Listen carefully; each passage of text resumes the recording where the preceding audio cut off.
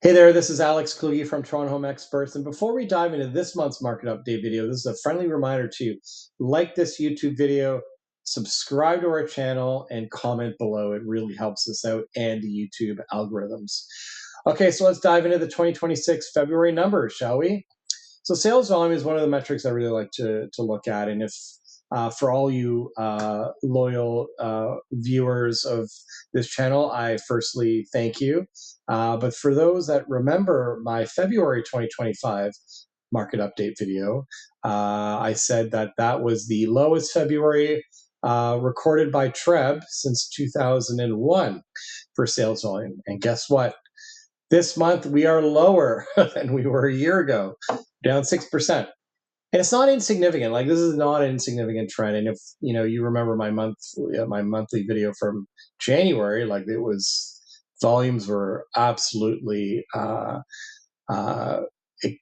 incredibly low, right? So that is something. So it's encouraging while we're seeing volumes up 25% month over month. It really doesn't mean anything because we're looking at really such low sales volumes, comparatively speaking, anyways, year over year, and certainly even looking back to 2023 and 2024, which was a similar market, but certainly more active. But active listings. So before I dive into this, really why I think sales volumes are down. Obviously we've talked about buyer confidence, like that is um, not high at this point. Although I will say there are certain segments of the market that are performing exceptionally well. I know I've talked about condos for an extended period of time, for many months here on this channel. And the condo market is obviously slow, and the 416, like Toronto, is made up of a lot of condos. So that has really put a drag on, some of the regional numbers, if you will. But what I've noticed is there's basically like four pockets of freehold that are performing exceptionally well right now. And I'm talking about this. I'm recording this video in early March.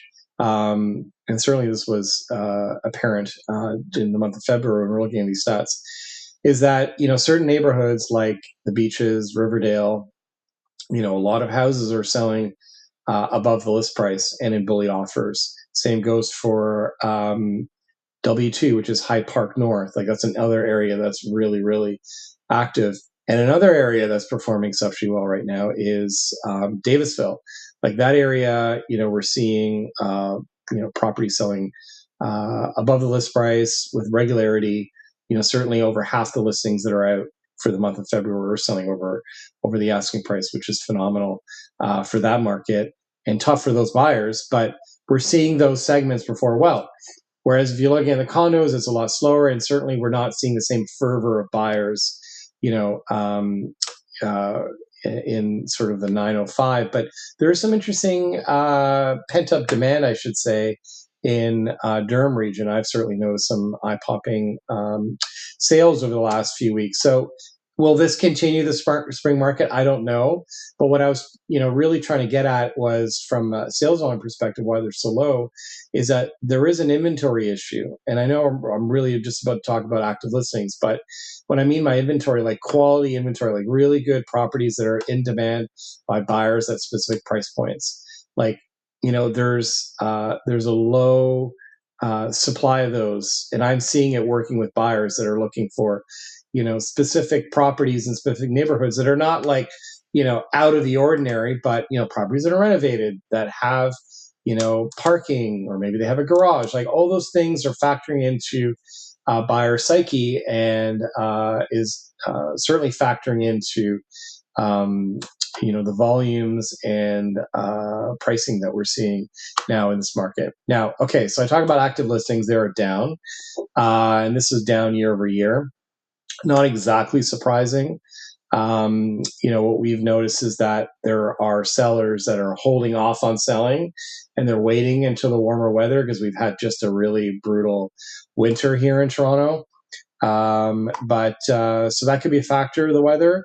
But I do think there's certain elements that sellers are looking for to have a little bit more confidence in the market, and for those that are in a position to wait, are choosing to wait. So we'll see if that happens leading into April and May of this year, because that'll be really, really telling.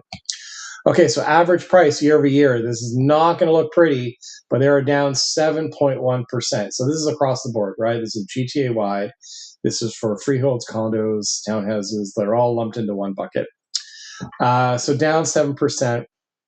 And certainly we have noticed pricing from the fall.